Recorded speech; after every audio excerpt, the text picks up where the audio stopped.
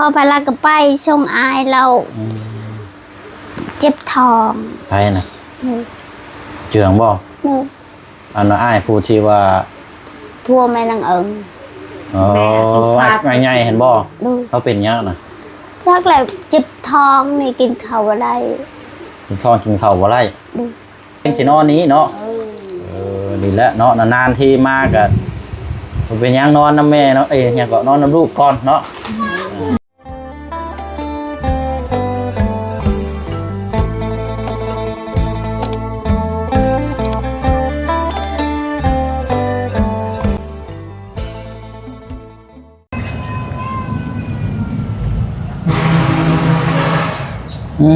เป็นอย่างนี้บ้านเสียงให้สนั่นวันไหวอยู่นี่เนาะ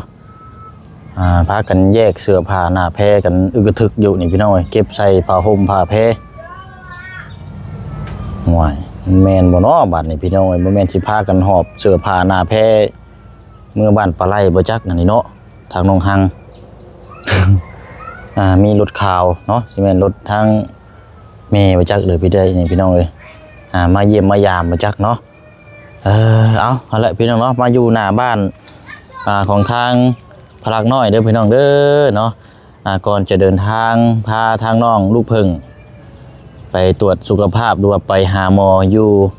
เซโปนเนาะพี่น้องเนาะมาเยี่ยมมายามทั้งนี้ก่อนเนาะพี่น้องเนาะกับทักทายสบายดีและสวัสดีพ่อแม่พี่น้องเบิดสุขุสุคนเด้อพี่น้องเด้อเนาะมาพบมาเจอกันอีกคือเก่าคือเดิมพี่น้องเนาะเอากะเพิ่มเติมแน่กะแจ้งทางพ่อแม่พี่น้อง FC เฮาเนาะสำหรับทางเรื่องน้ำบ้านของทางน้องหลอกแค่พอดีว่าทางผู้ซอยหรือว่าทางผู้ใหญ่ใจบุญเนาะที่จะยื่นมือเข้ามาซอยทางน้องหลอกแค่เนาะทางพ่อเพิ่นเลือกเอาเป็นน้ำปลาเนาะพี่น้องเนาะทางน้องหลอกแค่แชทมาบอกกินนี่พี่น้องเนาะเพราะว่าทาง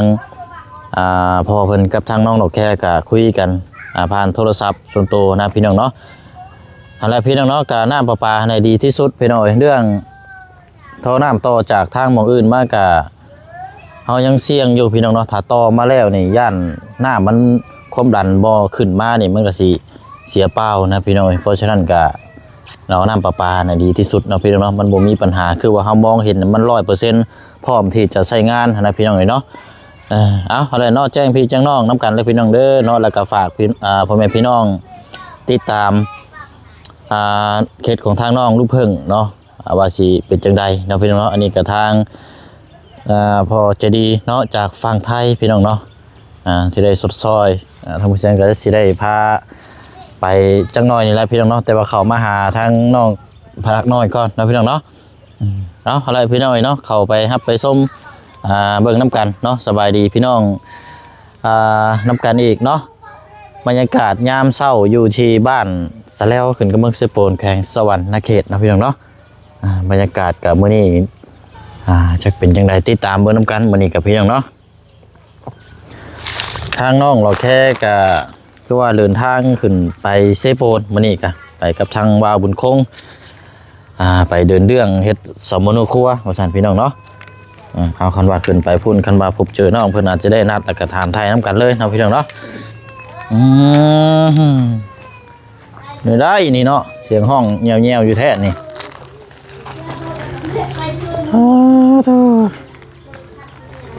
ใช่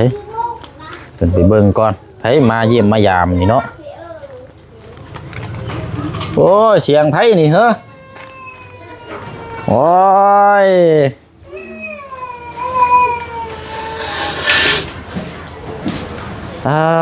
เธอแม่ก็ยังยามลูกกำลังถามหาอยู่ได้มือนั่นนะเฮ้ย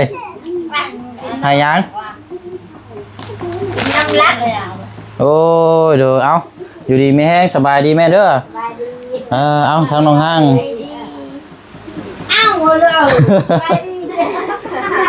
สบายดีบ่เป็นแล้วบัดนี้แล้วเลยบาทนี่เอาไปนั่งพูดนะลูกไปนั่งทั้งอันพูน้อยนี่ไปนั่งขาพูดนะรอบเช้านี่มีแผนมาหาน้องหั่งยังท่านมีแผลบอก ไม่ยังเสียงยังนะ ต้องกระดาษนี่แต่เขา อุ้ยน้ำเฮีย น้ำแต่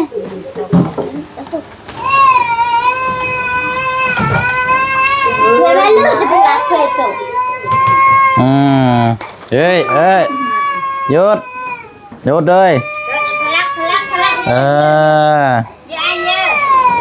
อยากนอนบ่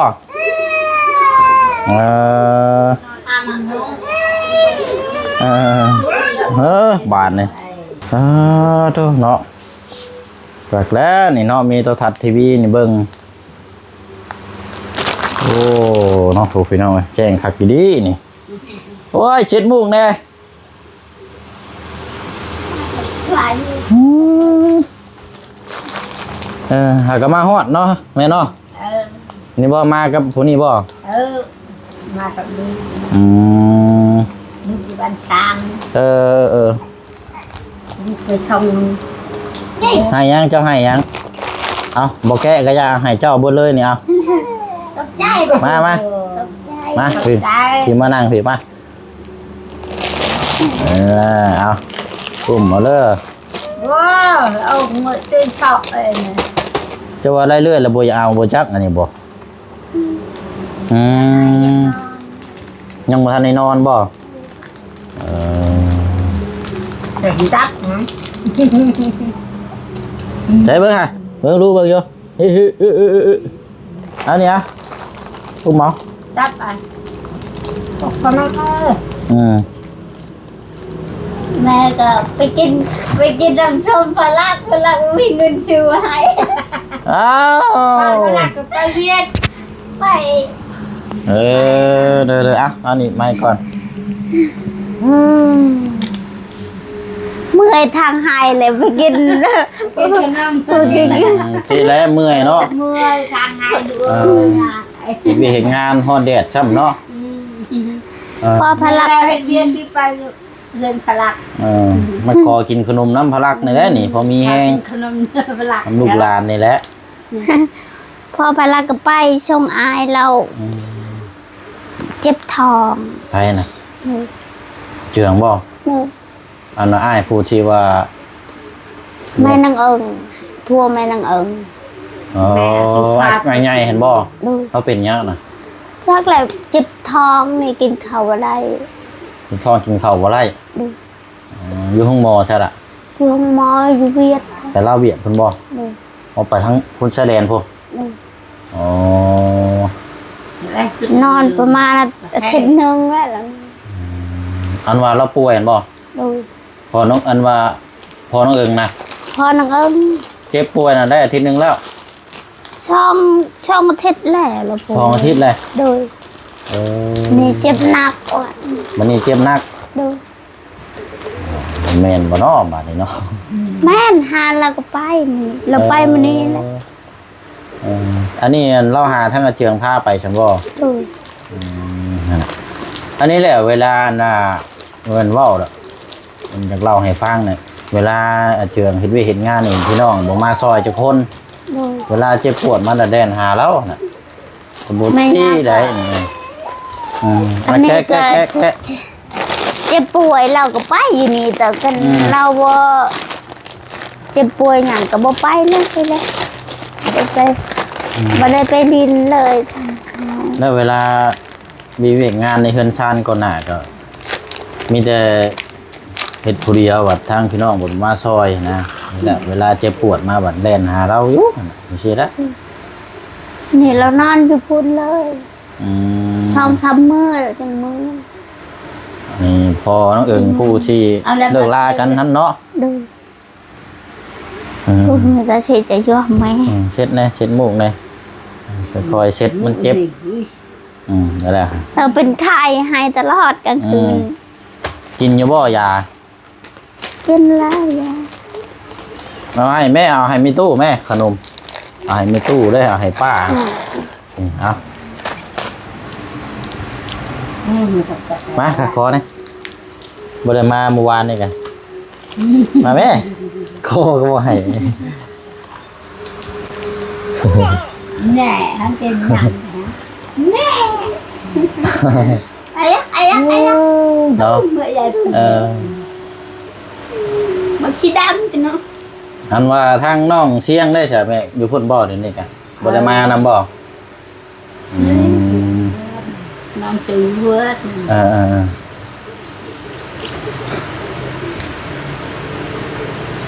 แล้วบ่แล้วเนาะให้หยังเจ้าเนาะ แล้ว โอ้ จริงจังจ้ะ ผมบ่แล้วนี่ช่วงสิบ่ได้เห็นแน่หน้าเนาะหน้าตาบ่บุกเวียกงาน อันนี้ก็แล้วจนหายหมด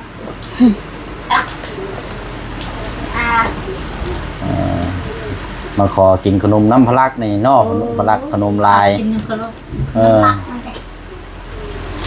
เนี่ยมาไอ้มา เอาไอ้มีตู้อยู่ มาไอ้มากินไหมมาเลยนะมา บาดอันนั้นพุ่นแล้วบาดเราคลอดพุ่นแล้วเจ้าสิได้มาอีกบัดนี้เนาะเจ้าสิมาอยู่บ่ มา ฮะ em tự cường hay là phải chứ ทำมา บัดคลอดน่ะเนาะโอ้ต้องมาเบิ่งเราได้บ่มีไผได้เจ้า เอานี่ก็มาเบิ่ง แต่ว่าทางเจืองพุ่นน่ะคือฮู้กันนั่นแหละเนาะพระเจ้าก็บ่มานะมาเบิ่งช่วงคลอดมันกำลังใหม่ๆนั่นแหละนี่ว่าเป็นหันเป็นนี่มามันนั่นนี่แต่ก็มานอนอยู่นี่เด้อนี่เฮือนหลังบักใหญ่ๆอยู่ทุ่มมายังก็เพิ่นฮ้อว่างานกรรมเด้เนาะงานกรรมอยู่นี้ มา ไม่มั้งแต่ นอนกลางคืนมันให้เนาะ hay ยุ่ง nhung lai đi บ่ได้กลางบ่ tao mung là anh mung nhiềuเวลากลางคืนนี่เต็มหมดเลย มันยุ่งมันบ่ โดยเต็ม หาเนี่ยมาฉีดในไปยังซื้อสเปรย์ฉีดฉีดยุงค่ะ ngày trường sử chắc lẹ ซื้อฟองหนึงใช้30 บาทพันหนึงซื้อมาฉีดขานี่มันตายไปน้ำแน่เนาะมันกัดเนี่ยเป็นยุ่งไข่เลือดออกได้ง่ายอยู่แล้ว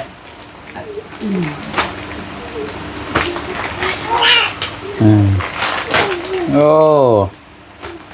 เศร้าให้แล้วบาดนี้เนาะ อันนี้อันนี้นะอันนี้นะ ยังบ่ทันได้กินข้าวบ่ leoกินข้าวเราจะนอน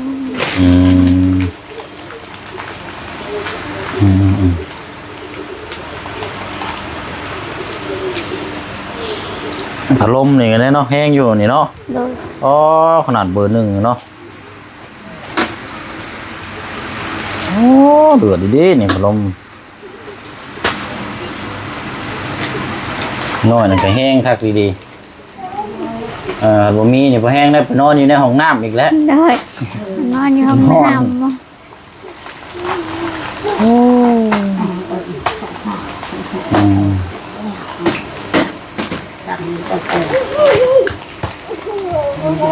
จังน้อยผู้แรกสวยจังน้อยเมื่อเนาะ พอเรานอน ฮะ เรานอน อ๋อบ่ได้เมื่อบ่มื้อนี้นะทำมือมือ ช่างช้ำมือแหละนอน แต่ว่ามามื้อนี้บ่ โดย มามื้อนี้แล้วบ่แรงสินอนนี้เนาะดีแล้วเนาะนานๆทีมาก็เป็นหยังนอนนำแม่เนาะหยังก็นอนนำลูกก่อนเนาะสองชั่วโมงก็จังเมื่อ เฮาก็นอน2คนเฮาพลักไม่ได้กันแม่เฮาไปหมา วันนั้นเจืองน่ะไปห้องหมอพุ่นเนาะไปนอนเผาอยู่พุ่นเลยบ่ นอนเผาอยู่พุ่นเลย เอาบ่ได้ไปเราบ่ได้ไปกลับบ่ซะ บอกแม่ย่าให้เรานอนอยู่พุ่นเลย ให้เจืองนอนเผาอยู่พุ่นเลย โดย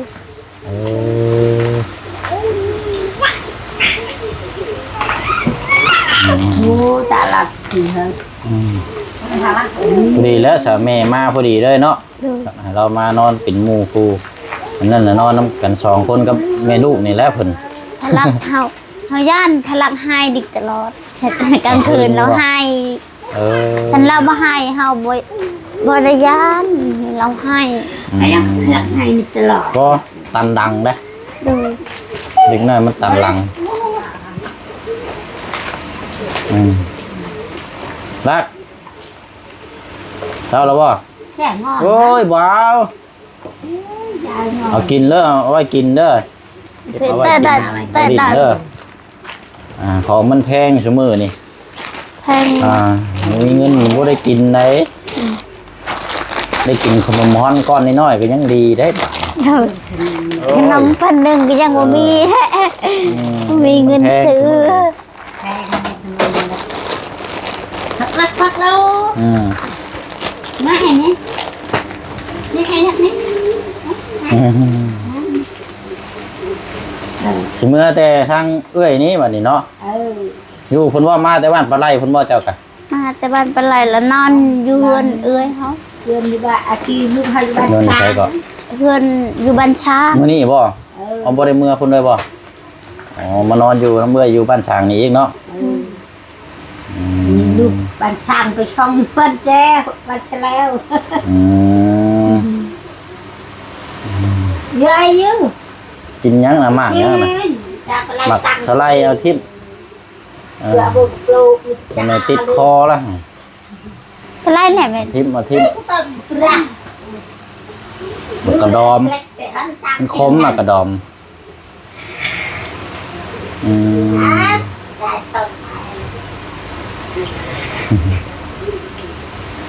สวยจังน้อยเพิ่นแล้วสิฮ้อนนี่อันนี้รอบยังธรรมดาอยู่บ้านนี่ให้อีกแล้ว ลักเยอะตาเนี่ยตาจะเอาเหี่ยมเยอะ โอ้ยเนาะ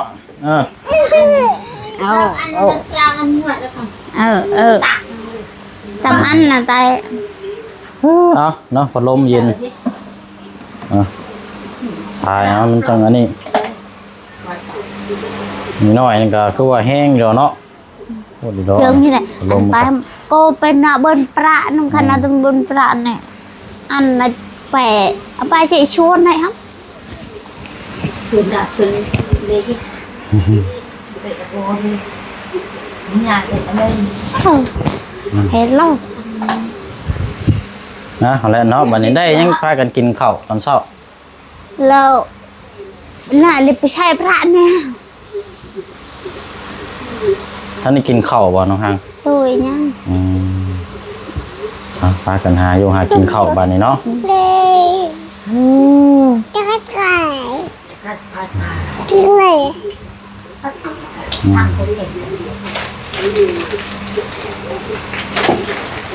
วันนี้มีปัญหาหยังอันนี้กันเนาะ ดู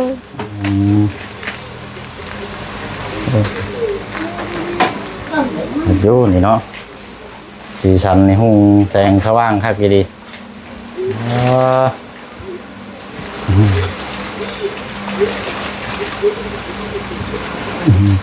ป้าเสด็จเดินทางก่อนบัดนี้ ดู พาคนป่วยไปหาหมอก่อนบ่เสียงก็คือกันนั่นแหละ ดู อยู่บ้านทางบ้านอะไรน้อยพอไปเซโปนพอแล้ว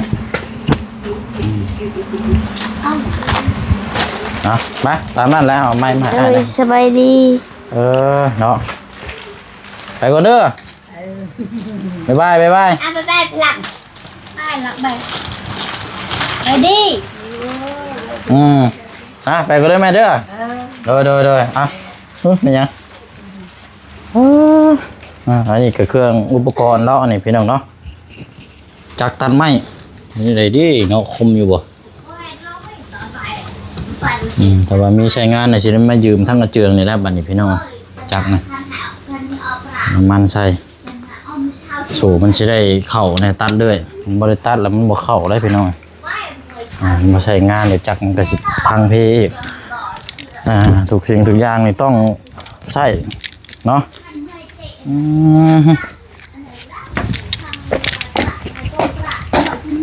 นี่เนาะกระบงกระตาเรามาแต่บ้านเพิ่งไปจักมีหมอมีคู่น้ำ